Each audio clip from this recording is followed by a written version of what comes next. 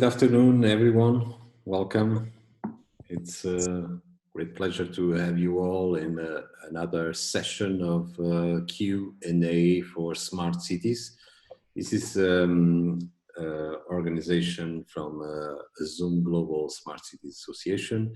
We try to bring every week, or at least when it's possible, some insights from our members and experts related with the topics that are connected somehow with cities, and we can call it smart, we can call it intelligent, we can call it creative, we can call it whatever. It's just the name that we call it, it doesn't matter. I believe that the content and message is the most interesting and important thing that we can bring to everyone with this situation. So I will start to do a brief presentation about the association before I give a pass to our guest this afternoon. I'm going to talk about her in a few minutes. For now, I would like to share a little bit what is Zoom Global Smart City Association work, and a very, very fast brief about our website. You can find it in zgsc.pt, and you have a lot of information about our website, about our work, and what is the purpose of this association. And the first button you find is that he says, let's build your smart city. So you can have contact with us. Just filing a simple form, and we will be in touch with you, talking about what is your understanding about the project, or something that you need help with, and so on. So the team that the founding members of the association is very transversal, heterogeneous. We have lawyers, creatives, tech people, writers, education, people from economy, experts for mobility, fintech and blockchain. We have a huge interesting group of people that is ready to give a contribution for projects all over the world. Their background is also important to feature it out. And I stop here in this particular one, which is our guest today, Marina Ostrowski. She will be the expert for this Smart Cities Q&A. And as you can see, she's an expert in real estate and creative industries. Marina started her career in the fields of the creative industries more than 20 years ago. And now she's based in Lisbon, but she's working globally with her consultancy office, Marina Os. So this kind of information that we were going to transmit and share with you today is related with real estate.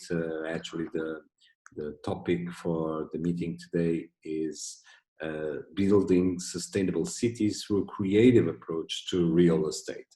So we have the feeling that everyone is talking about smart cities around the world with a technology perspective.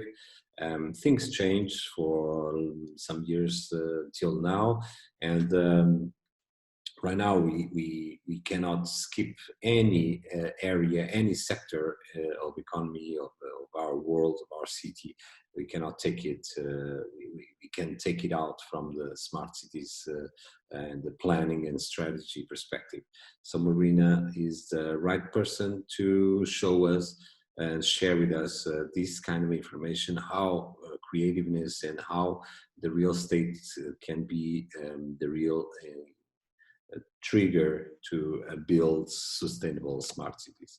So I'll stop the conversation now. The introduction is done. I believe we will have in the next minutes very good insights from Marina itself. So I give her the word now. Welcome, Marina, And I hope that this is a good moment also to bring some awareness about what you're doing and what we'll still, a lot of things we still have to do in the future for the cities. Welcome. Thank you, Vitor. Thank you so much. Well, first of all, thank you for giving me the opportunity to share the screen time and to be able to introduce myself. And hello to everybody who decided to join us today. Well, I'm Marina Ostrowski. I'm based in Lisbon. And I guess I will start with explaining a little bit about my company, and before taking the leap to actually telling you a little bit about myself personally. I think for the most of times we know about our professional careers of our peers, and sometimes leaving out the personal journeys is a bit of a loss, I would say. So if you don't mind, I'll share a few words. So let me start by introducing my company. So it's my personal company, obviously, carrying my own name, Marina Os, Real Estate and Creative Industries. And the first thing that people ask me is, well, what does that mean? And how can those two industries actually be connected? Well, what we do is we're first of all, we're based in Lisbon for the past 6.5 years. And here we have a small team of people that help us deal with all operations, starting from all matters related to real estate, advising investors on how to put their money within or invest their money within the country, with the main focus on Portugal in the last years. And then taking them by the hand and going through various stages of well, doing the right introductions to the right collaborators, so to say, be it lawyers, tax advisors, architects, and actually at the same time also helping them to conceptualize, or let's say create the right strategy of what the usability for their development should be. We have worked with my team. We are working with an international cross-disciplinary team all over the world. So while we are a small team in Lisbon, we have access to a global community that helps us execute projects in other countries as well. So as an example, if we're doing a project in London, then of course some parts of the work is done in Lisbon, and then we bring the locals and we engage the locals from the cities themselves to create the bridges and the missing links. Again, the services that we provide start with the investment strategy. We then go into strategic concept development. We then help and take these projects actually by the hand and help with the execution. And then afterwards, to keep the projects alive, once they're activated, we help with the strategic curation. Our core business, I guess, it's about, well, activating spaces with a creative approach to real estate. And before I dive, let's say, deeper into that subject, I'd love to tell you a little bit about myself. So I was born in Baku in Azerbaijan during Soviet times, and to a Jewish family within a Muslim country. It was a very interesting scenario, which I actually only started to understand a little bit later on in my life. And when I was 8, my parents have decided that it's actually time to leave the Soviet Union. My mother was very progressive and thought education really matters, and she wanted the best. So we moved to Germany, or we escaped to Germany, immigrated, and went through all the processes of immigration, actually.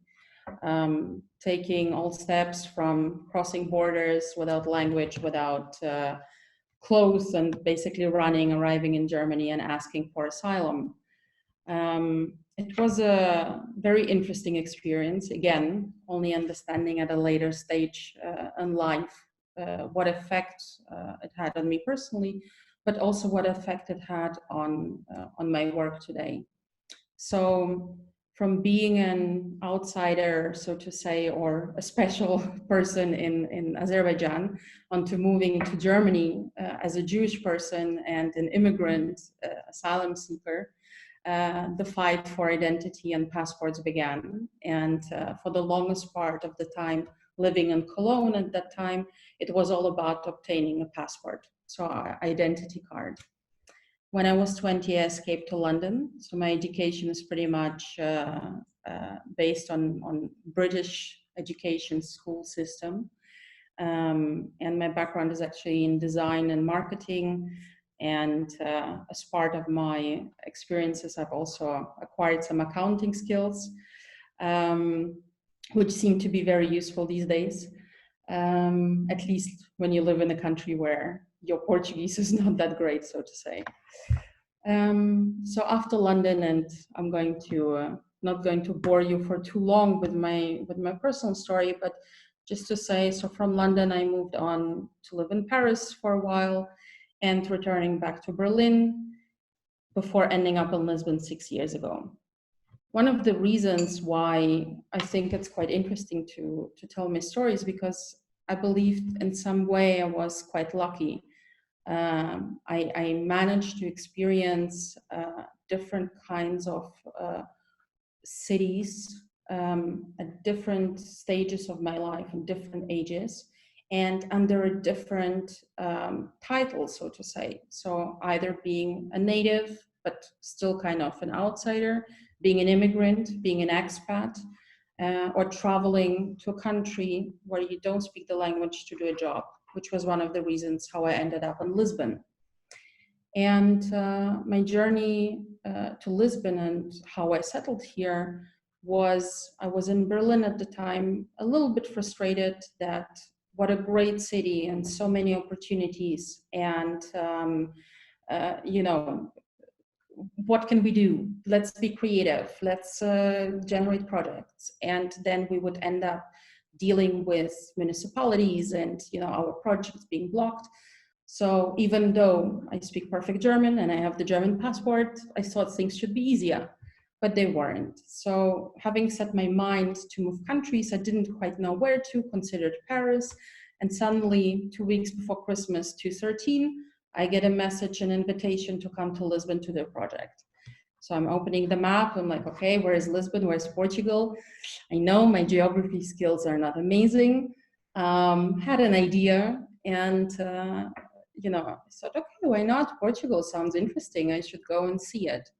So I took the flight, flew to Lisbon, arrived here, and was in shock. I thought, okay, nothing is as what I had expected. And the drive from the airport into the city was so sad in a way. So this is January 2014. Every second building almost, or third building on the way into the city was kind of gray, or it was abandoned. You would see only individual apartments within the properties occupied, clearly seeing that the buildings are almost about to, you know, decay, so to say. A few, you know, street art pieces here and there that's added the color to the city, which was beautiful.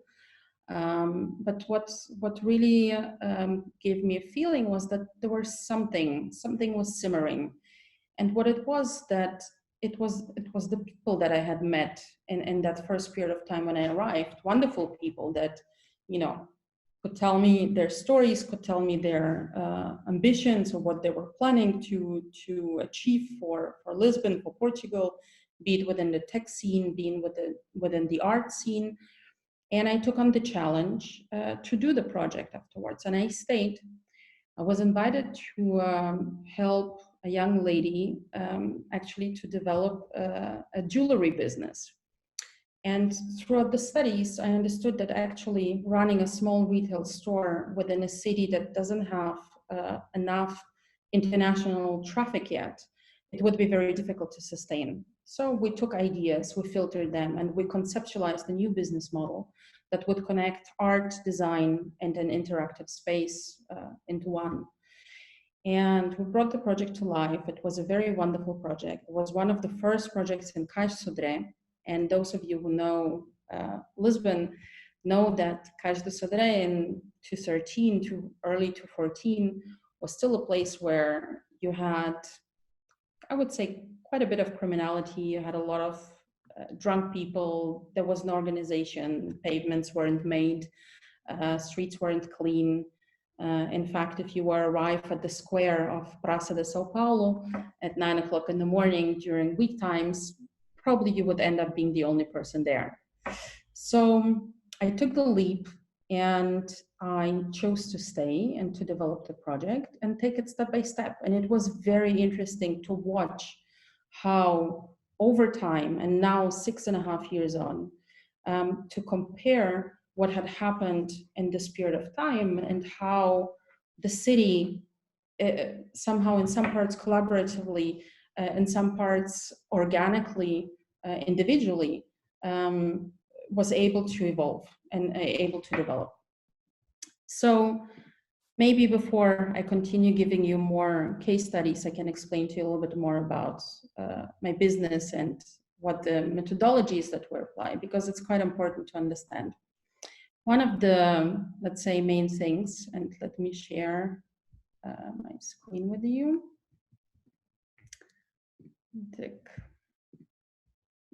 So, if you look at this triangle, which is in a way the methodology of my company and something that I truly believe in, so to say, I understand that these are the three main categories that I found to be very important within the puzzle piece of, let's say, under the top umbrella of smart cities. So we're not going to go into the detail of analyzing what is the meaning of smart cities for me. So it's very clear. For me, smart cities, from my perspective, from my angle, is about sustainable cities or successful living under the umbrella of real estate and creative industries.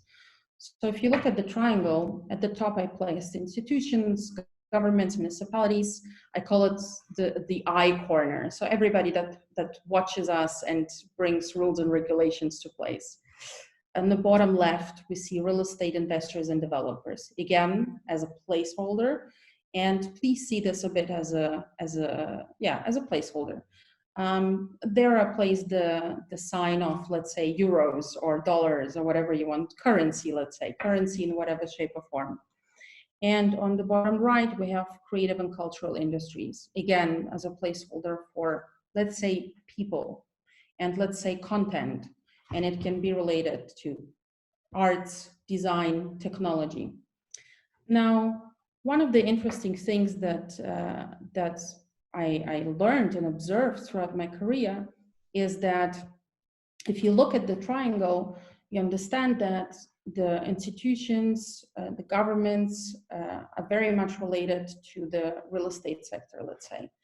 And why are they related? Because when it comes to attracting investment into the country or in a specific city, one of the main and obvious things is, let's say, real estate. Of course, there's many others, but let's focus on real estate just because it's much more my expertise.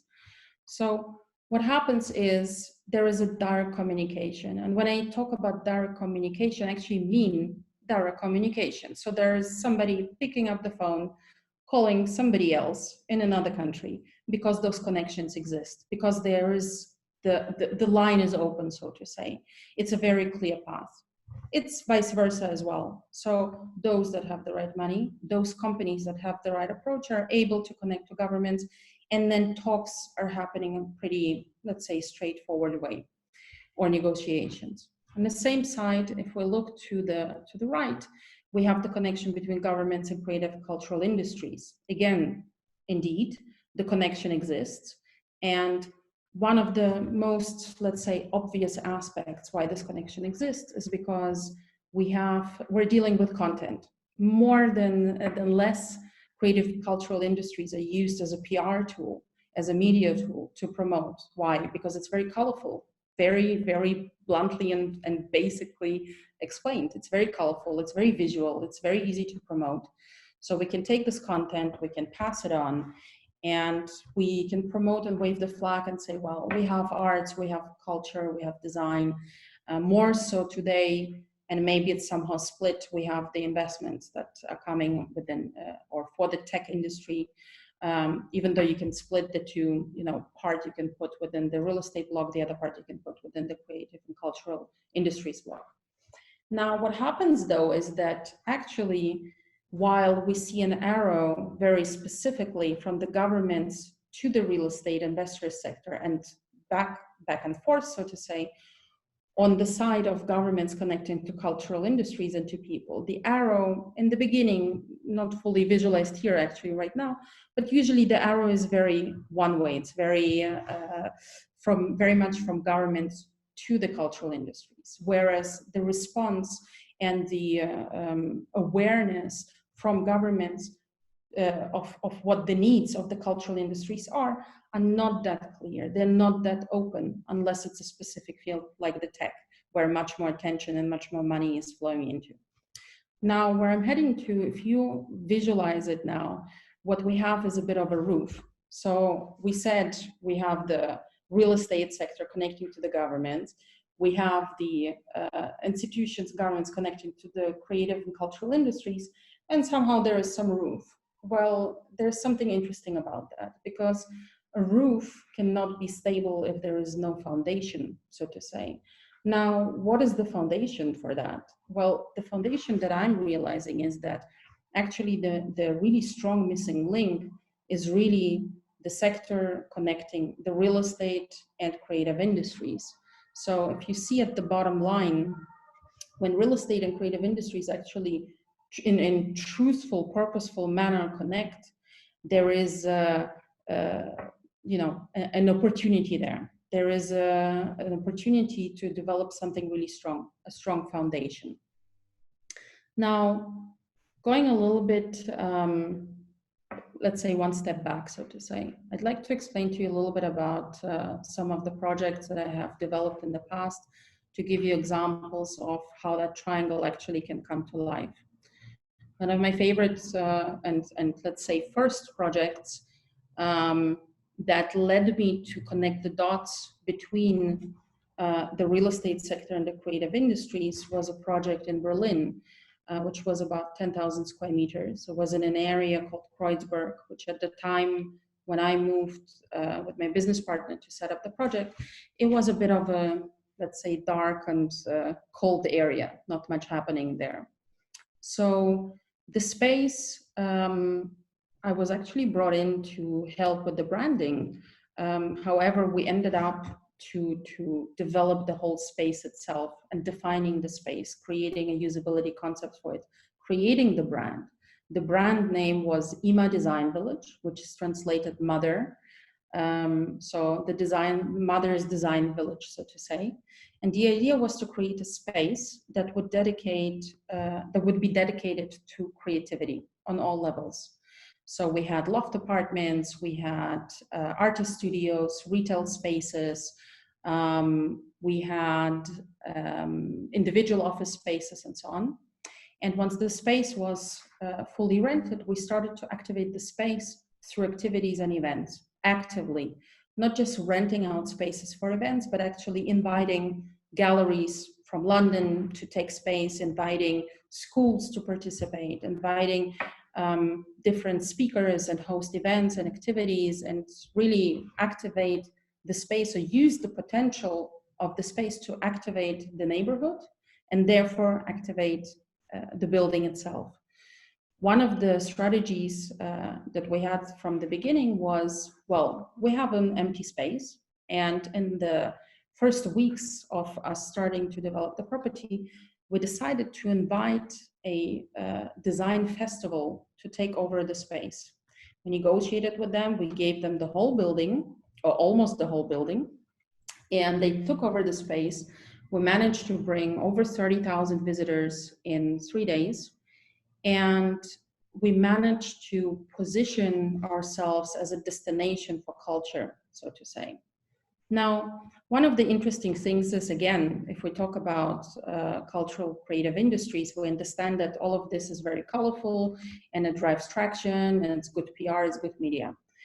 What we, however, were also doing was we looked at tax systems, and we were trying to understand how accounting, legal, tax developments that had to be done in the building could contribute to better the space and to add value to the space, and at the same time add value to the overall, let's say, neighborhood environment. So as an example, when we set up the loft apartments, one of the main things was to develop a property of 10,000 square meters, and to keep it alive, you actually have to generate life within the space. Now, generating life within the space means that we actually have to invite people to spend more time there, to live there maybe. So we looked at the amount of days that people were able to live within the space, and we started to rent the spaces for a long or a medium period of time. Now, that to say, and maybe to sum up on the subject, when we look at the triangle, we understand that yes, the developer, the investor has a specific, goal or idea of how to develop the space, and they have certain obligations, financial obligations. However, once the dots start to align, and once you start to create content where the neighborhood and the people living within the space or living within the city can profit from it, municipalities started to notice that there is an opportunity, and they started to collaborate with us. Now, one of the most curious things or most interesting projects that I've come across during my career were tender processes from governments. So in Berlin, I've participated in a major tender process, and it was one of the crown jewels of the property, over 16,000 square meters in the heart of the city. And the government decided to put out a tender to sell the property. And one of the things that they decided to do, instead of just asking for a price, they also asked the investors to deliver a concept. So in a way, the tone was set on how we're able to, or how we should be dealing with this tender process. And rather than narrowing it down to a financial bit, it was extended. Now, what does that mean? It means that we're opening a dialogue again between all of the three participants, and we're allowing for a much more sustainable development of the city. Some of the key aspects that I observed throughout my career, and I really know today, is that successful real estate projects really contribute to the bigger picture. Okay, of course, what is the bigger picture? I think by the end of the day, the bigger picture is, the smart cities, it's the successful cities, it's creating cities where people are happy, that maybe they want to move to, where they have opportunities for working, for living, feeling comfortable, and feeling, let's say, part of the overall community where everything is as balanced as it can get. Then socially responsible projects maximize benefits by supporting the creative community. One of the interesting things that I've noticed is that in the last, let's say 10 years, it's become very fashionable to collaborate with artists and designers, and let's say especially street artists, to bring them in, to ask them to paint a certain building, and to promote the property afterwards. Because it's said that once you put a certain artist on the wall, the value of your apartments may be raised. It's only partially true. And actually there is a big loss that people are experiencing, because what is happening is we're choosing one street artist and we're painting a wall.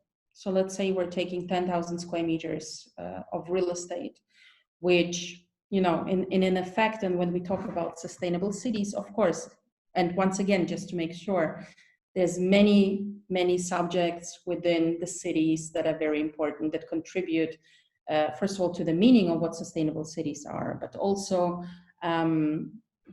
overall, what we're focusing on is to understand that substantial size of real estate projects and a cumulative collection of real estate projects certainly contributes to the growth of the city, and it can either go into a positive or into a negative way.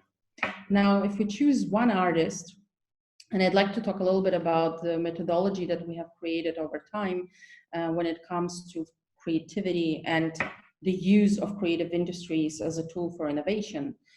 When you choose one artist, because this artist has become successful, is well known internationally, and people will pay a little bit more attention to that and apparently raise value for the properties. Again, as I mentioned, it's only partially true, because while a certain street artist may add a certain piece of art, there's a lot of opportunities that get lost. An engagement of a local community of artists, of let's say emerging artists. So you have to weigh out between an artist that is established, or let's say 10 artists that are emerging, that have the ambition, that have the eagerness to participate and to work.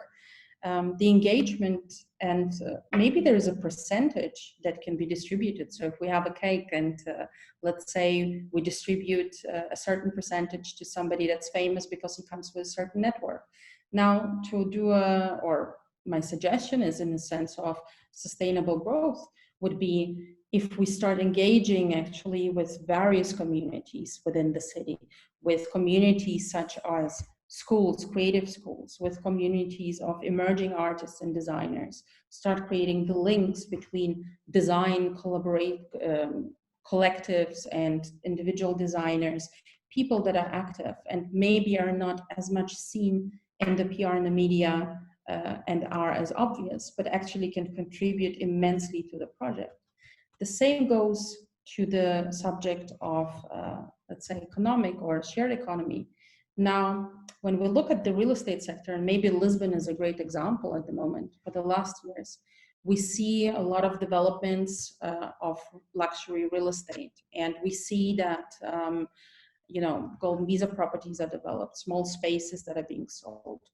It's not questioned anymore, how are these properties being used? In Berlin at the time, we've noticed that ghost cities were created, various areas of cities where apartments would stay empty because people invested money and then weren't using them. Now, one of the, let's say, most interesting scenarios that I think a lot of people are missing out on is that when we look at the real estate sector, it's pretty much set. There's an opportunity, there's calculations being made on the financial level, but actually very little from creative industries is taken on because investors are not very sure how to calculate it. Additionally, and maybe on another area to add on to that, there's very few collaborations going on between smaller size investors. So demand is not really curated within the cities. What is taken are numbers and data off the shelf, and let's say an evaluation is done within a certain neighborhood, a certain price per square meter applies, and then people move on and say, okay, well, this project makes sense. And we lose out on the opportunity to create purposeful developments, projects that can actually benefit cities. And it feels that the connection between governments, municipalities, and those people that are in charge, so to say, first of all, I think promotions to the countries are made in a very limited way. We promote the sunshine, we promote the great square meters size, we promote the surfing, but actually, where's the research that can create or show opportunities for new demands? It's very clear, successful cities are living cities. It's when we create life within the cities that they start operating. We went through a little bit of that. So really about the big picture. I think, and maybe just to sum up a little bit on the space, I really think that there's a lot of opportunities. And one of the main things that I see is a changing mindset that is really important and relevant today. So if investors come to a city and they have a certain expectation, if they come with a specific mindset without having ever heard of of an opportunity to even being able to invest into purposeful development. I mean, let's think for a minute. We invite the golden visa, or we created the golden visa opportunity, or the government did. What would happen if it's the creative visa opportunity? What would happen if suddenly we invite investors not just to buy a luxury apartment, but invest into a school or invest into the next prison? I know this may sound absurd, but in a way, I mean, a prison has the support of the government. It gives you solid yield, and in a way, apart from the fact that your apartments may stay empty, and we create ghost areas or certain neighborhoods, why not create something that goes actually hand in hand the city that we're in? Why not open up the opportunity of dialogue, of inclusion of people, and actually listening and hearing what the people from the city want? So for me, one of the main, let's say, foundations or opportunities here is really, how do we collect the data and what is the data? Because I think most of the time we're looking just at numbers rather than looking at content that the city is giving, and create rules and regulations that will nudge the investors, will nudge the developers into a certain direction. It's about creating an open dialogue where regulations can support the communication between constructors, architects, and developers, so that architects today don't have to, or a lot of architects don't have to, act as marionettes, because in a way they're so limited in their creativity. Because when the developer and the investor, when they start analyzing projects within the city, they come already with prerequisites that nobody can live up to. So they barely have a choice, and they're limited in their creativity. By the time the whole process reaches the construction companies, the construction guys, it barely comes down to negotiation of price per square meter, rather than talking about possibility of great engineering and how we can solve these issues in the best possible way. So I think if we look back, one of the most beautiful examples, I think in the past was the Bauhaus School. And one of the most interesting things that Bauhaus School did was bring people from different industries together. And I think it's kind of missing today again. So we have to open that channel. We're talking about what COVID brought upon us today and how we have to rethink and restart. But actually, all of these subjects have been in process for a long period of time. We've seen this transition going, and we've seen and we know that actually, in order to have a sustainable city, in a way we have to create successful living for us, happy living, spaces that we can actually use, spaces that are flexible in their use, so that when there is an issue, that we're not left with thousands of apartments that nobody can use, but actually we can give them another meaning, we can give them another purpose. So I think in a way, one of the last sentences I'd like to let's say, contribute is that the most important thing that I really realized, and I started to say this earlier, it's about changing of the mindset of all parties involved. In a way, for the creative and cultural industries to be more aggressive, for the real estate and the developers to be much more open-minded and maybe find ways or hear and listen and connect to people that can help them calculate the things that they didn't know could be calculated, and embedded in their P&Ls and in their business plans, for governments to open up communication channels in a wider sense, so that when we pitch globally about Portugal, that it's not just about attracting foreign direct investment for the large scale projects, for for projects that are obvious to some degree. It doesn't always have to be just organic, inviting companies to go to conferences and present the deals or the projects that they have. There can be a collaborative approach besides tech as well.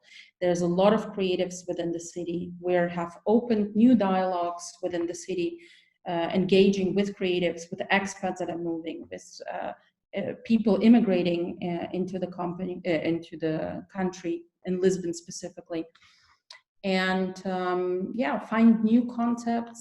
And new doesn't mean it has to be something newly invented, because for me, innovation is the gap. It's what we have learned, what we have seen, what we have experienced, and our ideas, our imagination, and something in between, something between those experiences. That's where the gap is. It's not because we're inventing the bulb from new. I think, ideas came from somewhere.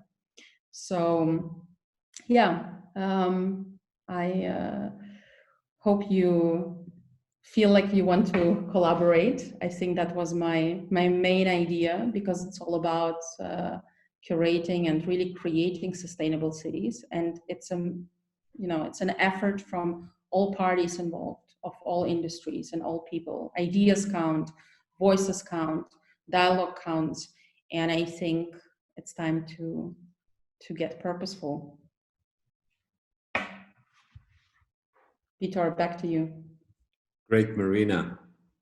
You can close the sharing. Yes, amazing.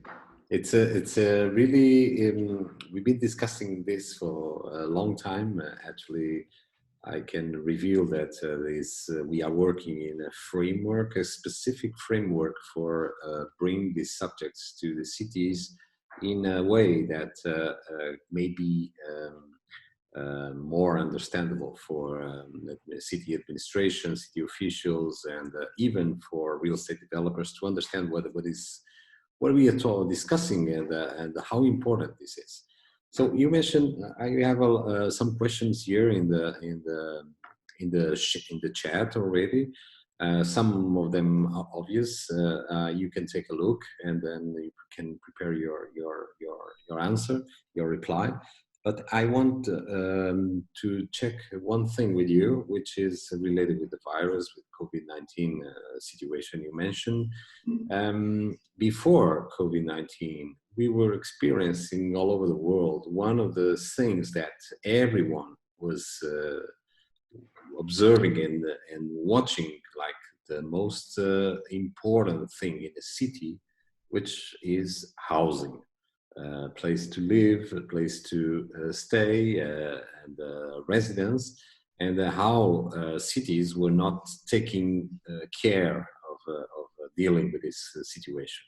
So there's a lot of reasons, theories related with how this market became so wild, and how the governments are so can deal with this or can tackle this problem. And now with COVID-19, something became obvious for everyone. It's like we have to be at home, and some people became really frightened with this idea about homes and houses, and how we give importance to this area, to this sector, development, real estate, the building city, the build city. So my question for you is, do you think in the next step we'll observe, we will watch something real happening for affordable housing, for example? And affordable housing can be creative also. And we have a lot of examples. Just mentioned Vienna, for example, is one of the biggest examples about how affordable housing can be connected with the creative people, with industry, with the creativeness. What is your thoughts about this? First of all, I think that there was already a move or a change in progress before COVID happened. And you can see that in all the new concepts that came to life, whether it's co-living concepts and, I mean, affordable rent projects Can you hear me? Yes. Yeah, affordable rent projects were brought up, by the government already, 2 years ago, if I'm not mistaken. I think those initiatives have already happened. Now, the big question is always, what is the balance? I mean, for example, if we talk about affordable rent projects, and I had a look at some of the projects that were available, some of the projects were not very attractive to investors. Why? Because they were seeing, let's say, Lisbon as a destination for a quick in and out. Now, an affordable rent project requires time, it requires patience, and it's a much more conservative approach. Now, it gives you in the long run more securities, but investors don't really see that, at least not the type that was coming to Lisbon within the last few years. I think in any city that I have experienced, you see stages of, what the city is going through and the type of people that are coming in. I think there will be more projects like that. I would hope so. I would, and also just to clarify, I mean, when we talk about creativity and creative industries, it's not about art or artists or street art. It's much more than that. I mean, we talk about the use of materials. We talk about recycling and how it can be reused. I mean, so many old properties that have been taken down. Like there's companies that were collecting wooden floors from old buildings. Why not create a balance of reusing those materials besides just buying all new? So you can support the environment, you can support a local company that produces tiles or manufactures tiles locally, besides just going to the big ones where the prices are low. So what we're talking about is kind of a balance between what sort of homes do we see for the future? How do we want to live, let's say? And there's different categories of people, right? So some have different demands. We have families, we have individual people, we have older people, and they all have different demands. So I think that there will be an opportunity, there is already, to create different kind of products, bringing them to the market. It will encourage investors to think differently and maybe, hopefully, to think about what does sustainability actually mean from A to Z. It's not just about placing solar panels on the roof.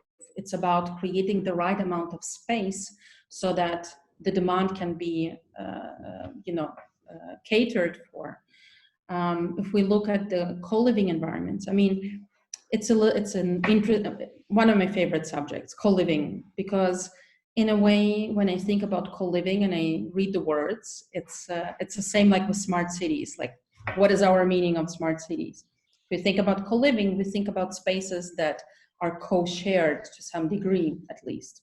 Now, if you look at all the latest co-living projects that came to life, most of them are hospitality projects. They're aimed at young nomads. I mean, I've rarely been attracted to stay in any of these co-living places, even when I traveled, to be honest.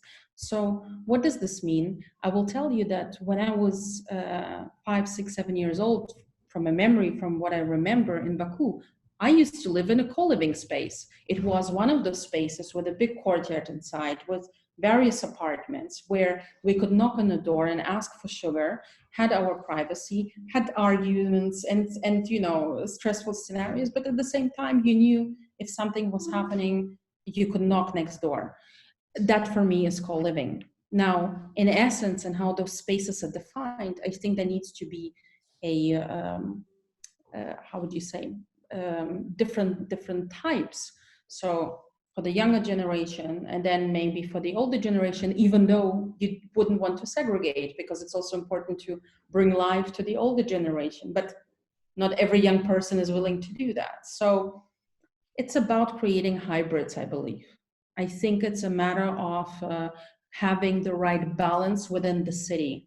So if we were to define and we look at the city, or let's say larger scale of neighborhoods as a grid, that's when the balance comes in. And I think that's when observation of data will become relevant.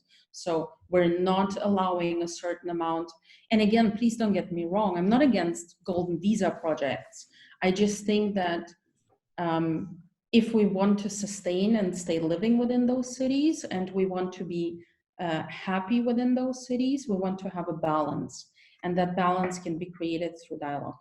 So yes, I do think and I hope that we will have new products, interesting products, maybe even up, how would you call it even?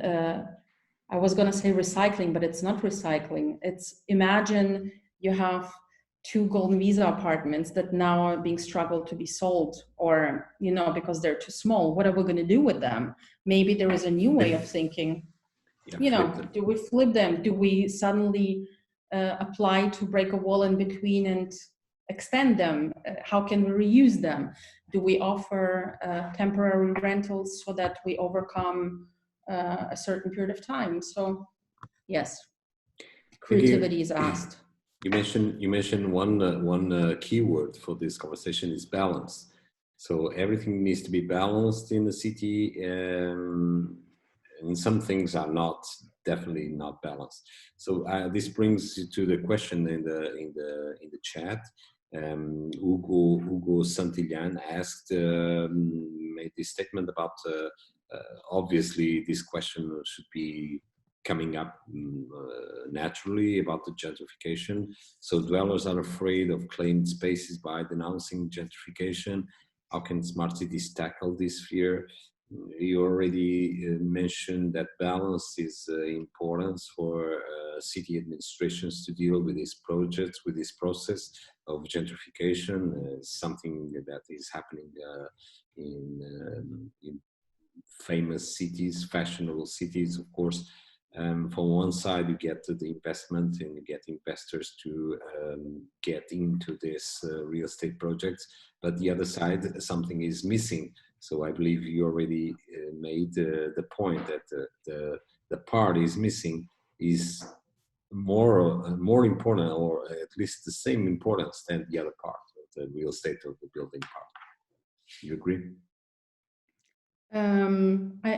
I have to be very honest with you. I don't know if I fully understand the question. So if we're talking about gentrification, yes, if we skip the part of the creative industry, if we don't do that part, that vertex of the triangle, we will have gentrification. So basically something that is being observed in some cities.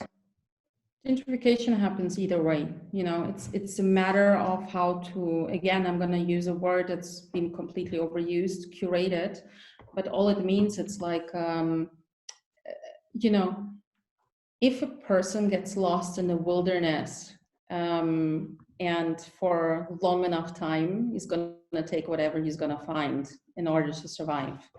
And in order to, and he's going to take a human if it has to be, you know, quite strong here.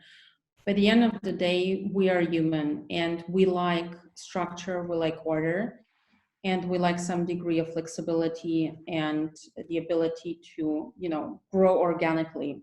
I think the truth is somewhere in between. It's not a matter of imposing, it's a matter of dialogue. That's what I can really come back to. And I really feel that only certain groups of people are involved in that dialogue.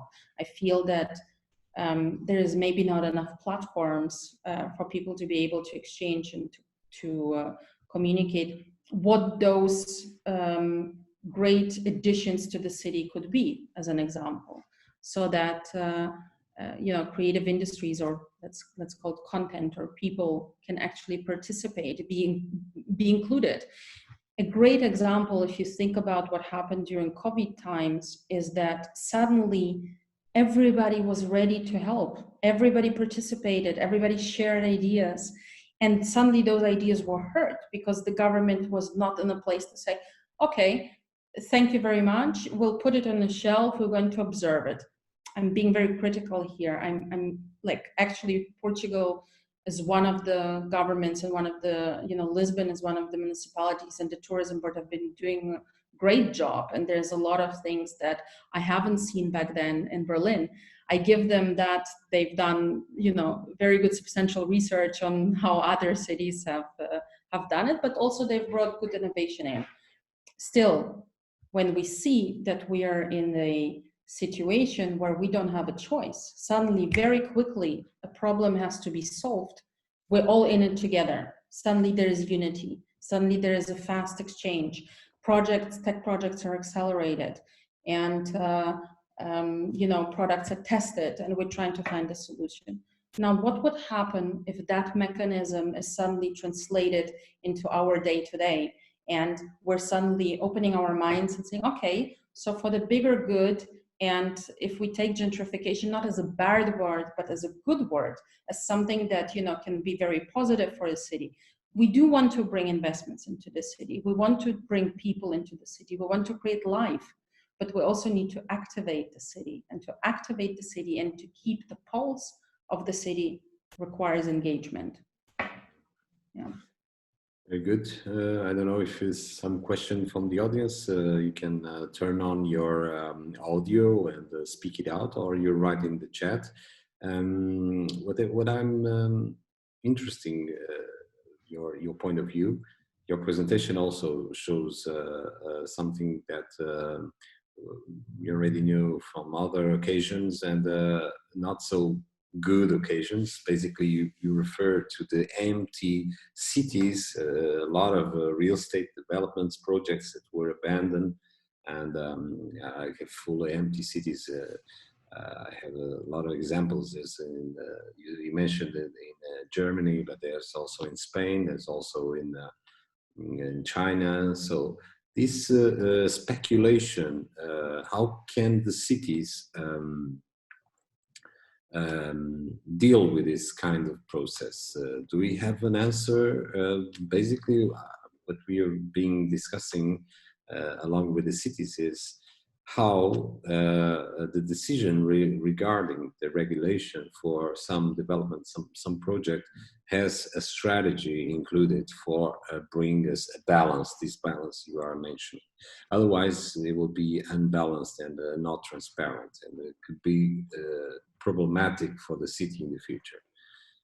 Well, I think first and foremost, it's important to involve people that have the expertise and have the knowledge.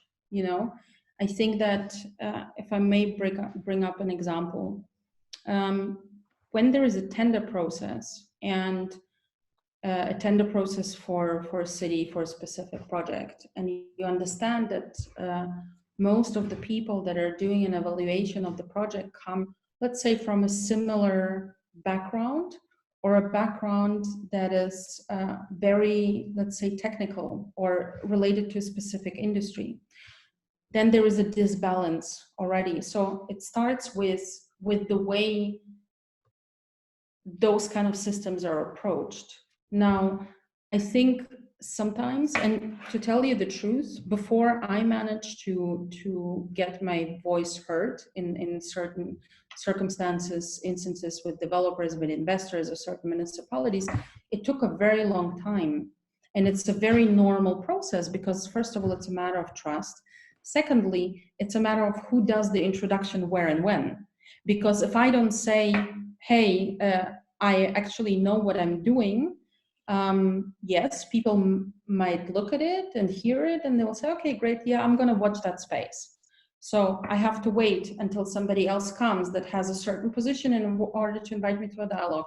Now, I'm not saying that personally I have all the answers.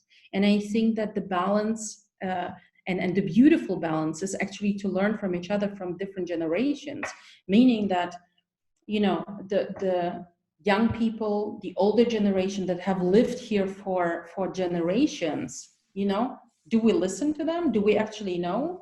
Like one of the first things I started doing when I moved to Portugal, I noticed all these fabulous, older ladies walking up and down the hill in Camtorique, like super fit on their heels, with lipstick and everything. And I thought it's amazing. And, with my non-existent Portuguese, and once I approached this lady and just started speaking to her. And I think that, I kind of asked her how she does it. I haven't worn my heels in Portugal for 6.5 years.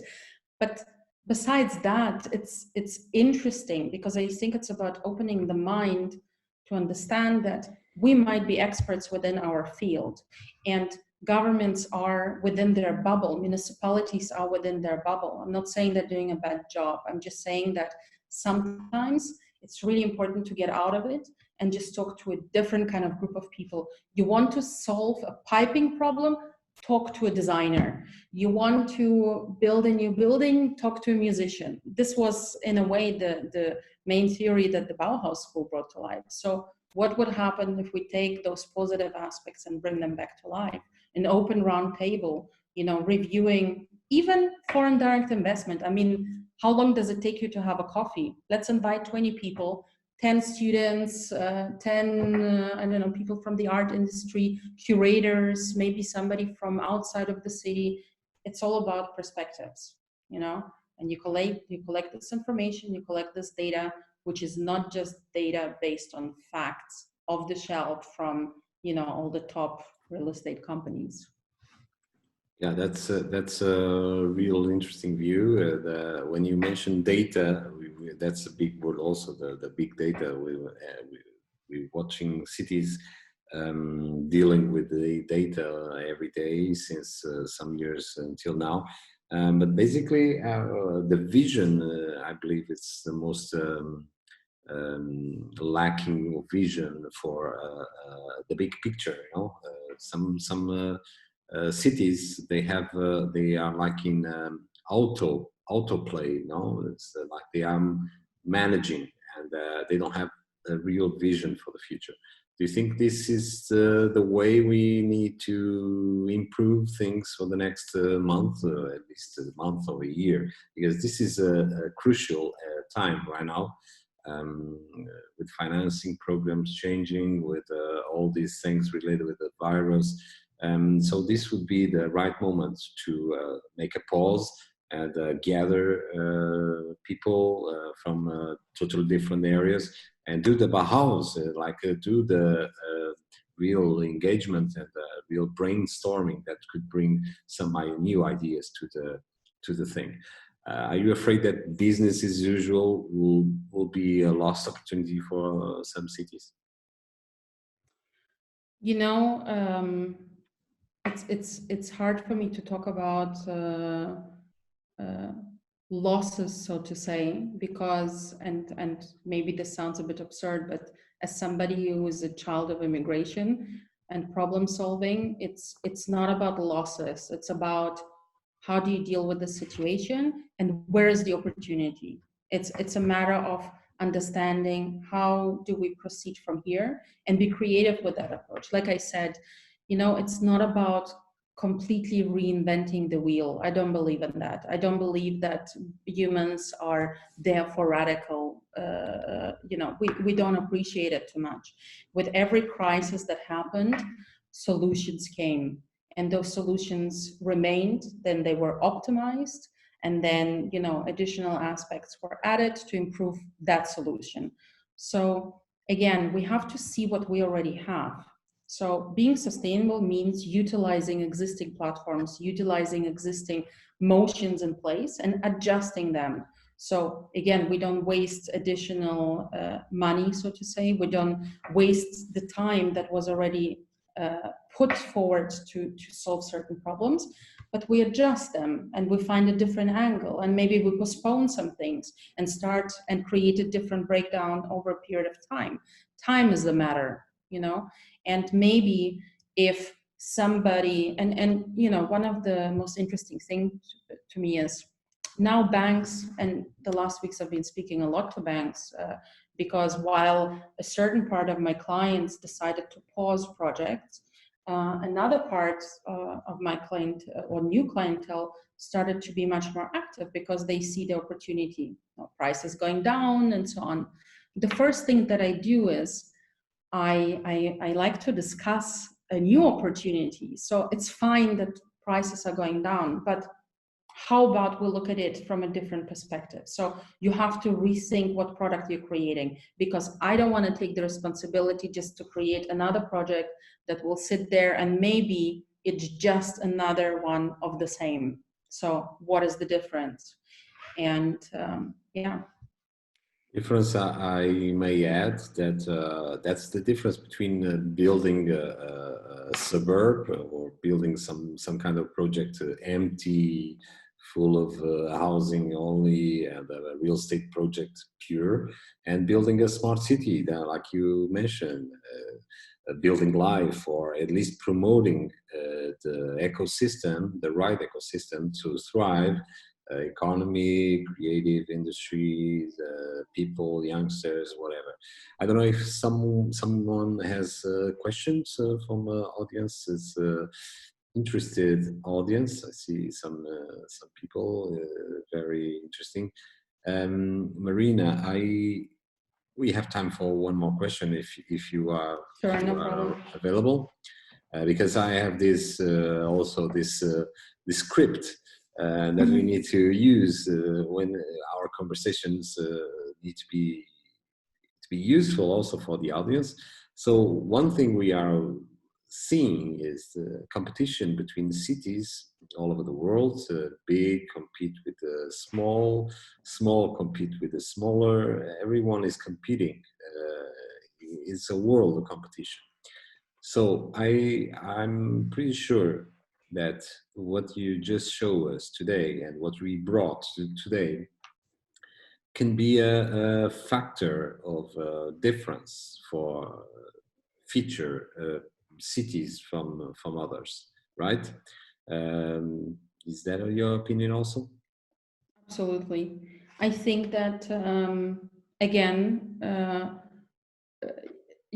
certain words have like a negative connotation. I think competition is something beautiful.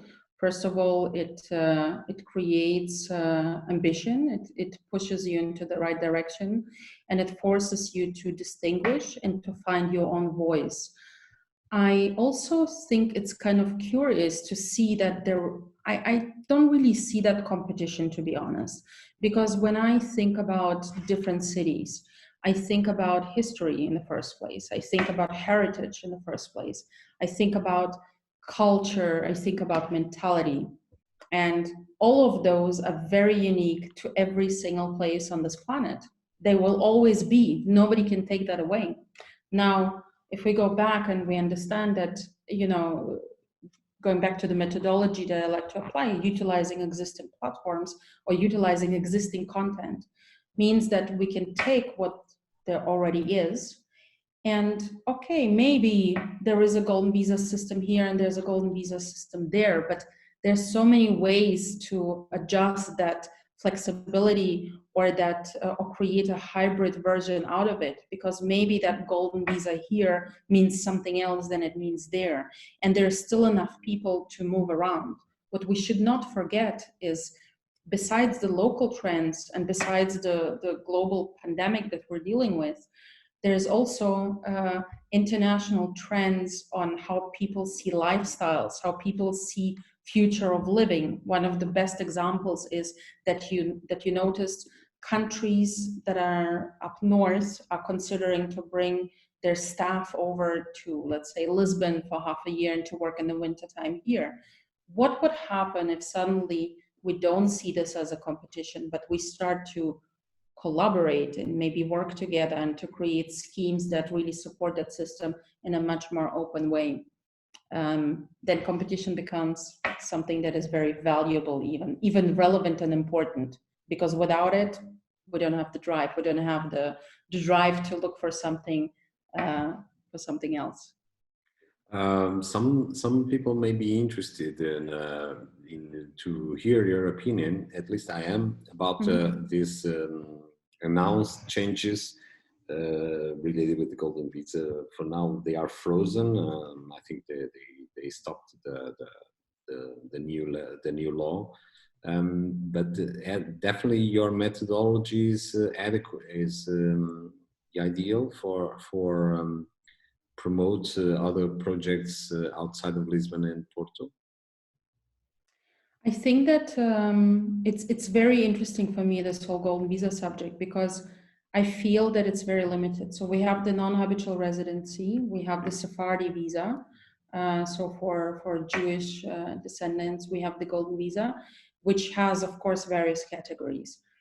And of course, there was the suggestion, which is now on hold, I believe, to raise it to 1 million, for example, for the general investment scheme. Now, on the one hand, I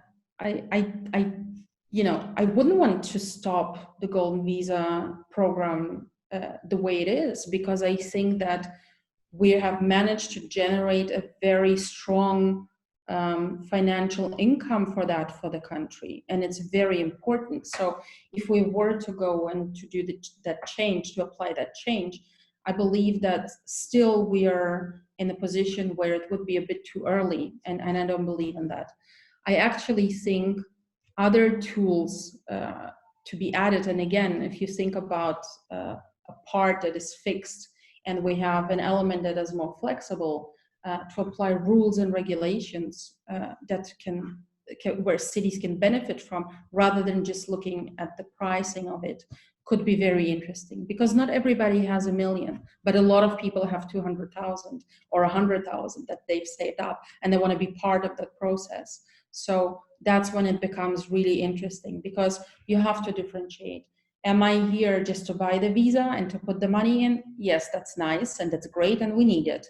However, and in addition to, what else can we bring? So maybe we maintain the 500,000 and we add, like I said, other aspects to it. As an example, if you can invest, I don't know, 500,000, but then you have to stay, you have to use the apartment longer, so that we know that the apartment won't stay empty, or it's used in a certain way. Maybe there is certain, I mean, top of my head, there's so many different ways that you can bring to the game, and it doesn't always have to be related just to money, because suddenly the 500,000 is worth much more, because it's not just the money, it's added value, and that's when it makes the difference. I believe everyone is working for with the same purpose, that the assets, real estate assets, they don't be just assets. They can be something, a tool to develop the city and create more progress for the other citizens, and create more economy, social integration, affordable housing, new projects, jobs, for example. So this has to be everything connected. Thank you, Marina. I believe there's a lot of interesting insights you brought us today for this Smart Cities Q&A from Zoom Global Smart Cities Association. It's a great pleasure to have you in these sessions. It was a topic that definitely needs to be featured in our content, because right now we cannot build smart cities just because we decide to put some sensors or create some pilot or do some big data sensor project. Definitely building smart cities means that we need to build something, and definitely the private sector, the real estate development, and has to be part of this. You will bring technology, you will bring economy, you will bring progress, but in resume, and a little bit wrapping what you brought us here today, has to be balanced with other options, and the other options are, in your perspective, the creative industries, which are a smart way to get all the beneficials from these projects and all these investments, and make them useful and powerful to the cities itself. This, my connection is unstable, they say. So this is the resume, and we'll be back in the next week with another Smart Cities Q&A. I hope you enjoyed, and it was a great pleasure to have you all with us. You can continue watching us online and offline. This was being recorded meeting, and we will publish in our podcasts and also YouTube channel. Make sure you follow us and subscribe us and contact us in our website so we can have a chance to discuss with you all the things that are worrying you need to share, or you need someone to help you in any kind of project. Thank you all. It's been good to have you here with me, and wish you a great afternoon and a great weekend. See you.